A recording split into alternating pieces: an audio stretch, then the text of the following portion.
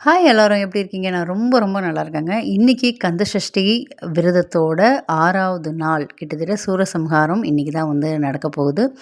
இன்னியோட நெறையா பேர் வந்து விரதத்த வந்து முடிச்சிருப்பீங்க. 6 நாள் விரதம், 7 நாள் விரதம் கூட இருக்கலாம். நான் இன்னும் 1 நாள் எக்ஸ்டெண்ட் பண்ணி நாளைக்கு தான் வந்து விரதத்த வந்து முடிக்க போறேன். ஸோ இன்னைக்கு வந்து சூரசம்ஹாரங்கிறதுனால காலையில ஆஃபீஸ் போயிட்டு வந்துட்டு, காலையில ஃபுல்லுமே அபிஷேகம்லாம் பண்ணி, பூஜைலாம் பண்ணி ஆஃபீஸ் போயாச்சு. ஈவினிங் வந்து பார்த்திங்கன்னா, தினமுமே வந்து ஈவினிங்கும் வந்து முருகனுக்கு வந்து பூஜை பண்ணி நைவேத்தியம் பண்ணுறது வழக்கம். ஸோ இன்றைக்கி சூரசம்ஹாரங்கிறதுனால கோவிலுக்கு போயிட்டு வந்து கொஞ்சம் லேட்டாக தான் வந்து வந்துட்டு திருப்பி ஃப்ரெஷ்அப் ஆகிட்டு திருப்பி நான் வந்து பூஜை பண்ணுறேன். இன்றைக்கி வந்து பார்த்திங்கன்னா, தினமுமே ஈவினிங் வந்து பார்த்திங்கன்னா 108 முருகனுக்கான போற்றி ஒரு 108 ஸ்லோகம் சொல்லிட்டு சுவாமிக்கு வந்து அர்ச்சனையோ ஸ்லோகமோ சொல்கிறது வந்து உண்டு. இன்றைக்கி வந்து அர்ச்சனையும் வந்து சேர்த்து பண்ணேன்.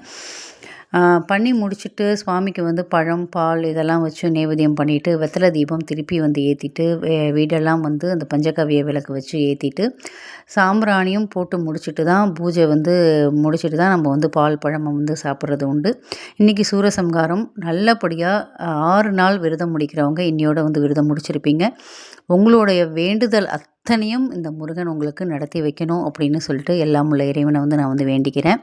உங்களோட ஆசைகள், கனவுகள், லட்சியங்கள் அத்தனையும் இந்த சஷ்டி விழாவில் நல்லபடியாக நிறைவேறி நீங்களும் உங்கள் குடும்பத்தோடு சந்தோஷமாக இருக்கணும்னு சொல்லிட்டு எல்லாம் இல்லை முருகனை வேண்டிக்கிறேன். நன்றி, வணக்கம்.